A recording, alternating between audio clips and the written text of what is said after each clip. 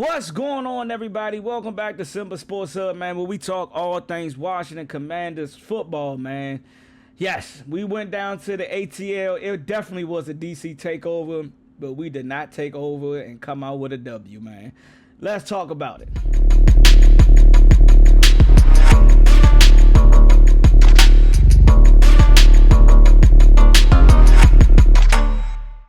All right, man. So y'all already know, man. Before we get started, man, make sure y'all go ahead, like, subscribe to the channel, man, and also click that bell so you guys can be notified when your boy Simba drops a video.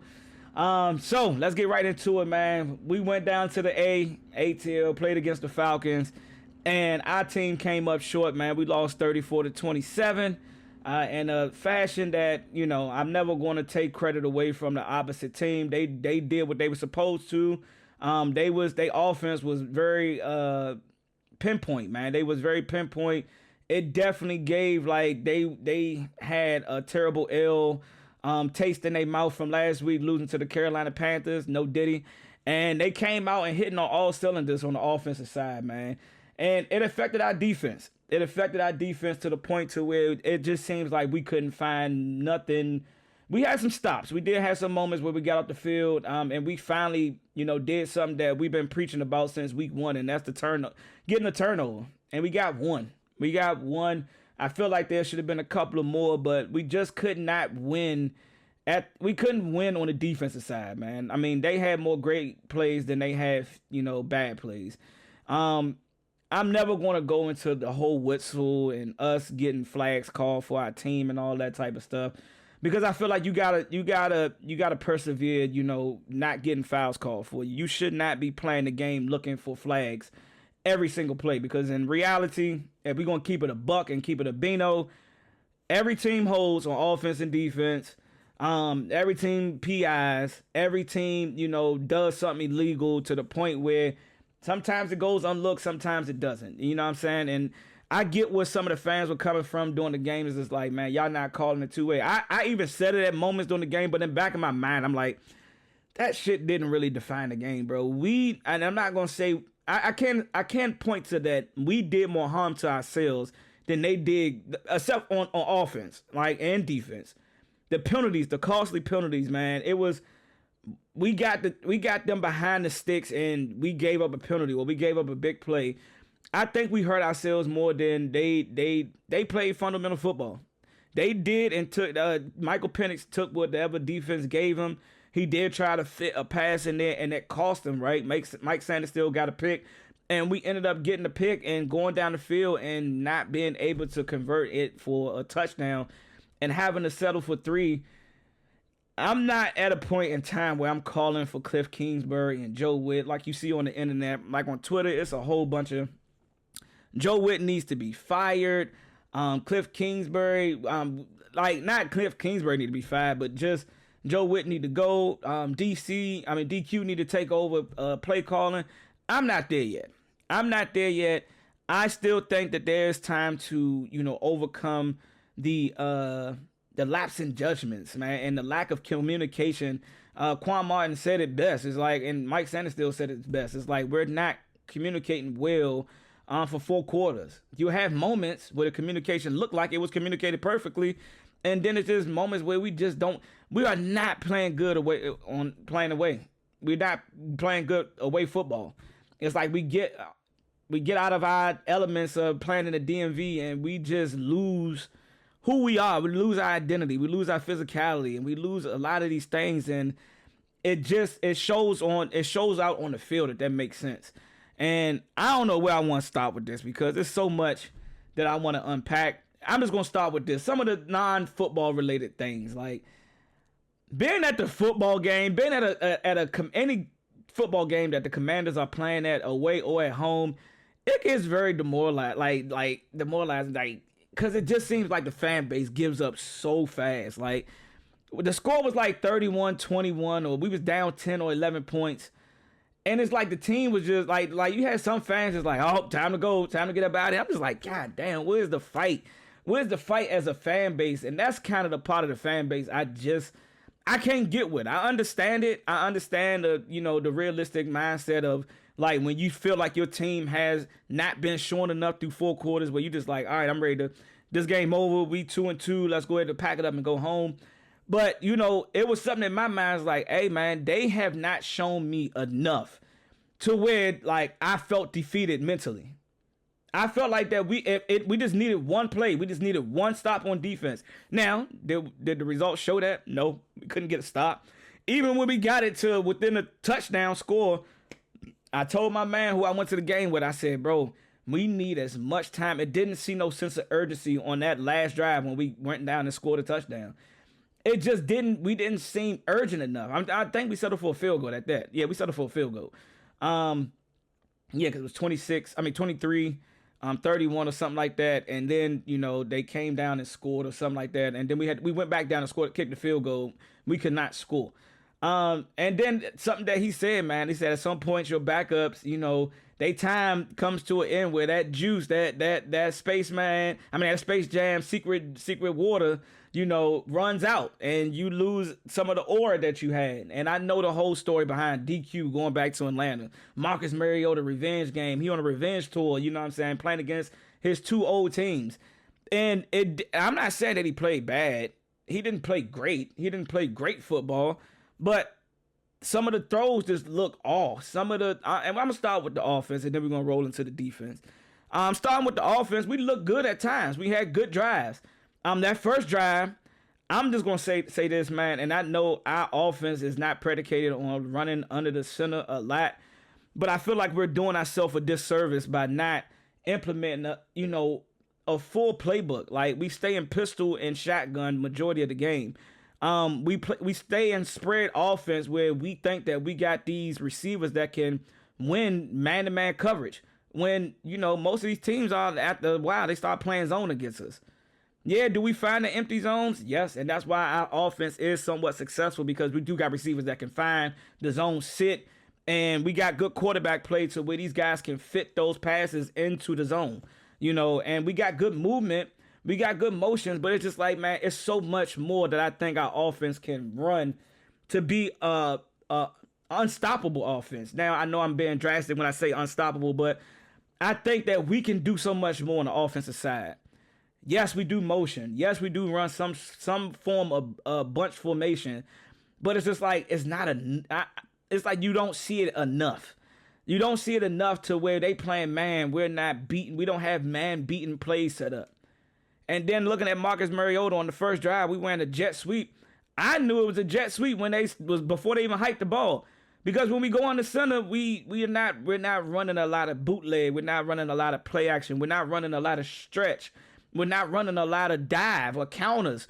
We're not running a lot of plays out of single back formation. You know what I'm saying? It's just not. We don't have a lot of play calls out of there.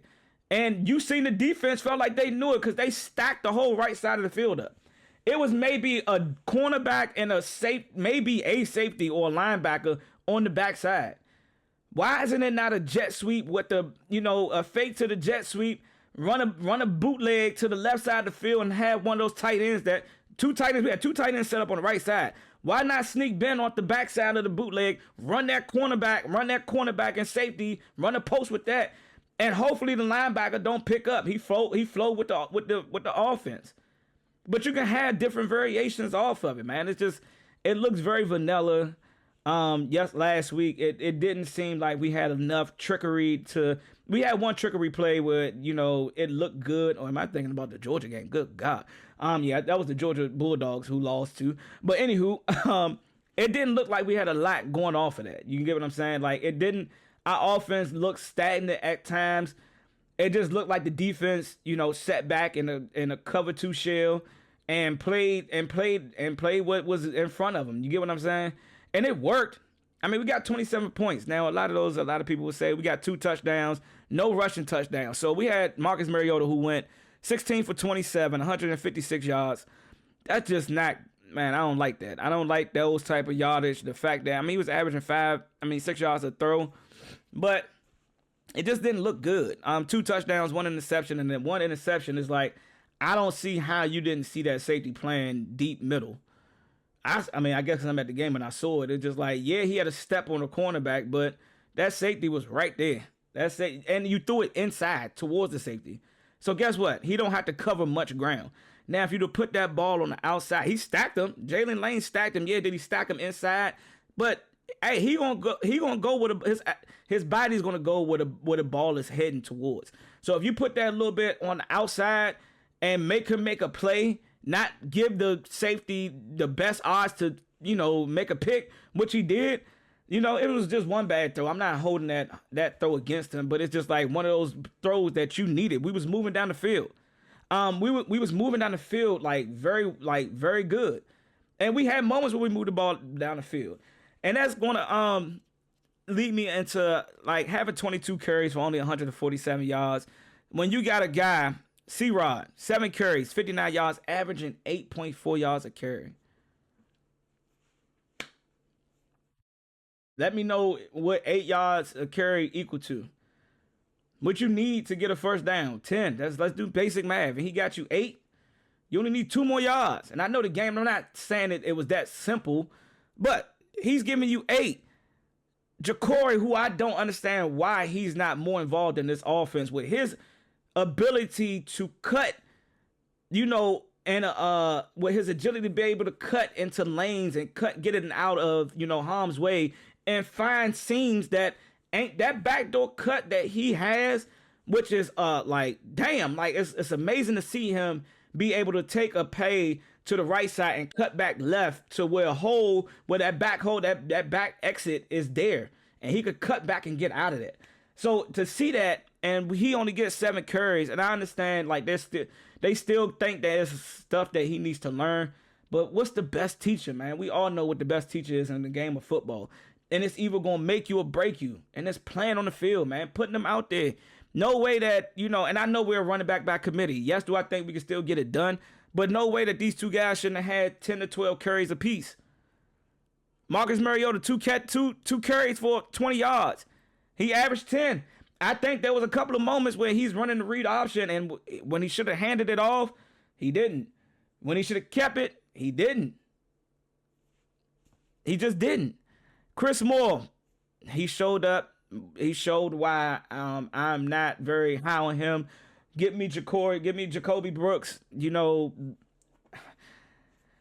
It's like when he show up, but then it's like, man, he'll a key play that we need, like that catch he dropped. We needed that. We needed that play to move the ball down the field. And you're not securing the catch, man. It's like you did good. You caught it, but you didn't secure. And you let him come right behind you and poke the ball out. Good play by the defense. You got to give him credit. Deebo Samuels. Yeah, that was from the Russians, so let me take that back. Wait, what did... Yeah, he's still on it. Yeah, Chris Moore, he didn't have not one catch receiving. Sorry, I'm reading Russian, but he did have a run attempt. Deebo, yes, we know that when he's motionless, 9 times out of 10, 8 times out of 10, 7 times out of 10, he's going to be handed off the ball. We're going to see 4 to 5 plays a game where he's been handed off the ball. That's just, it is what it is. And we go to receiving. Deebo did, he got 6 targets, 6 catches, 72 yards and a touchdown. Luke McCaffrey, I got to take back what I said, man. It's only 2 catches, 3 targets, 21 receiving yards and a touchdown. He's starting to show that he is getting a little bit better in his route running and, being able to get a little bit of separation.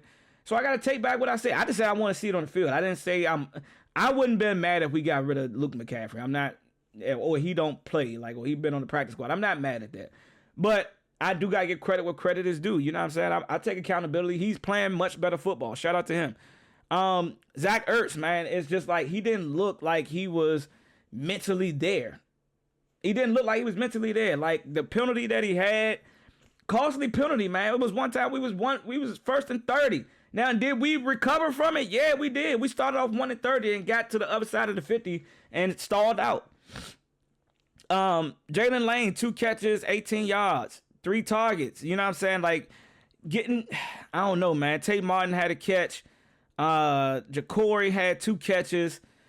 It just didn't look good. I'm just being honest with y'all, man. It didn't look good football on the offensive side. And then we move on to the defensive side. We're looking at this right here. Michael Penix went from having a shitty-ass game to coming out looking like Hey, y'all got me fucked up. I'm not a bust. I'm not a slouch. I know I had a couple of good games, but are we the team that teams go and have bad games against, and then they come in and just off like ultimately like we ain't gonna have a bad game against them? Now the Raiders didn't do that. They had a bad game and came back and Geno Smith had a good game when he came and played against us. But the same goes for Michael Penix. And I'm just speaking about the quarterbacks, not how the game ends. But I think we could have won this game. Did it look ugly at first? Yes, it did look ugly at first. Did we kind of settle in after a while? We did. But it's like we went right back to the old same ways. But Michael Penix going 20 for 26, 313 in the air. You know what I'm saying? That's an efficient-ass game. 2 touchdowns, 1 interception, 1 sack. Like, that's an efficient game. I take that game. That's a good-ass game. Bijan Robinson, 17 carries, 75 yards. I wouldn't say he went off on us. But it's like at some point, man, they kept running stretch plays. And they would look for that cutback lane that that little Bill was having. And they stayed consistent. 16, 17 carries between their 2 running backs. But those 16, 17 carries, it wore our defense down.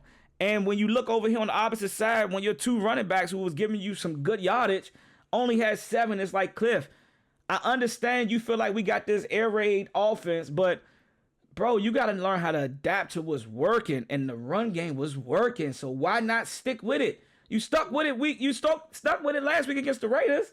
I don't know what the fuck happened. I really don't know what happened from last week to this week, because we came in this week and our running backs and the run block was phenomenal. It definitely was.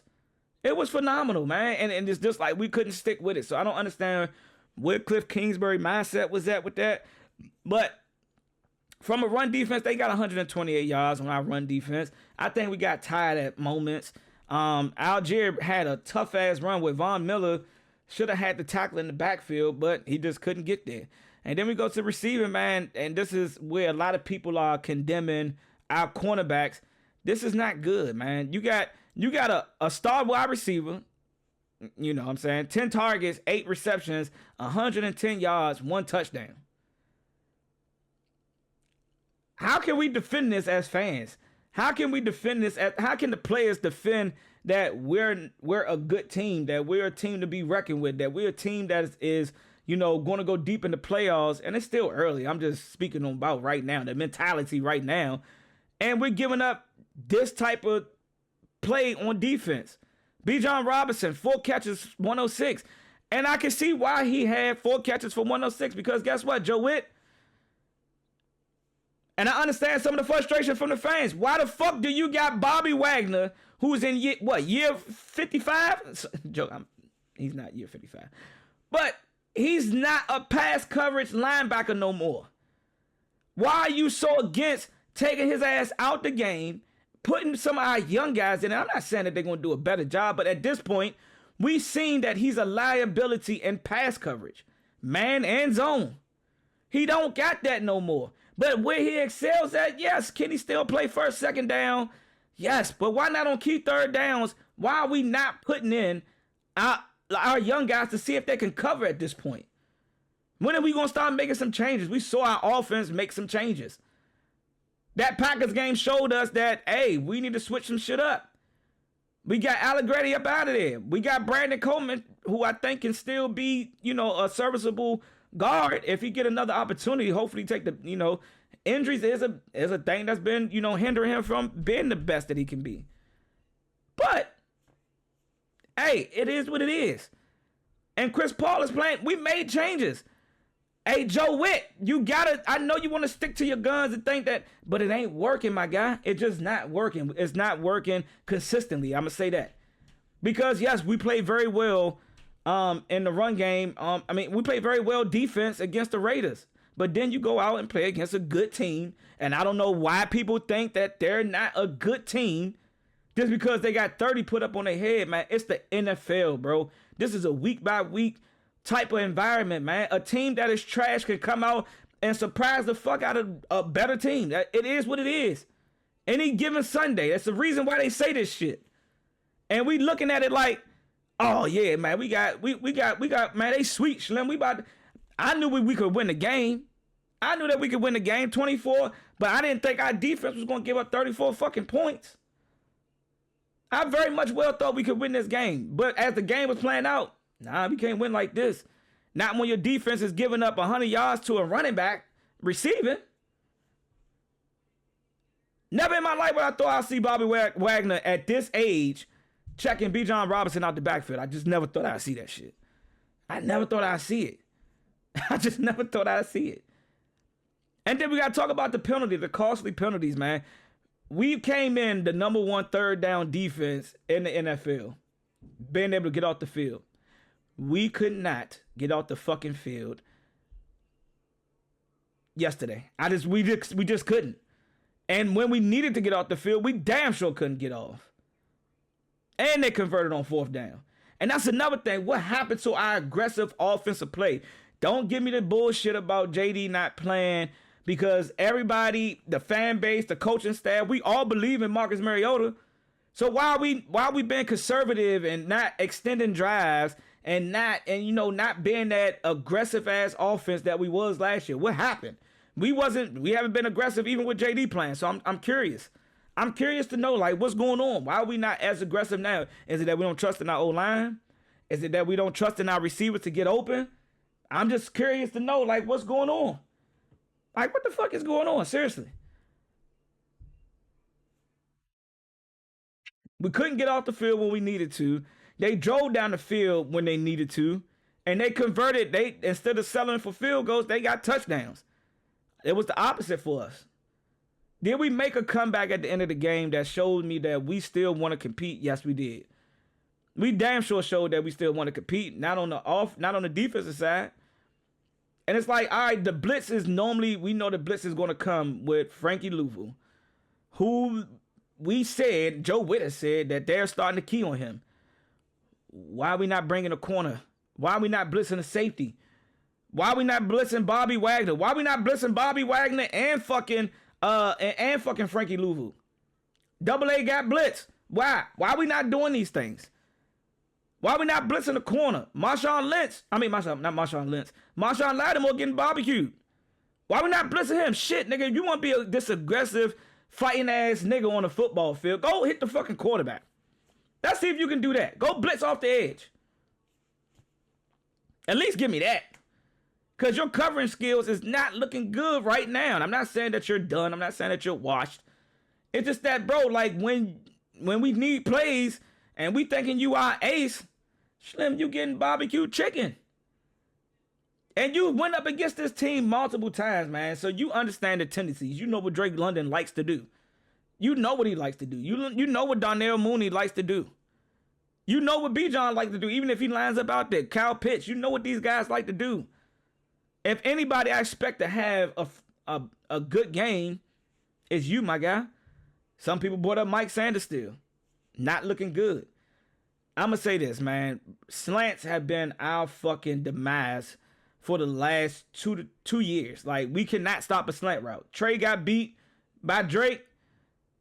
Mike got beat by Kyle Pitts. Was that Kyle Pitts or was that Drake? By Drake.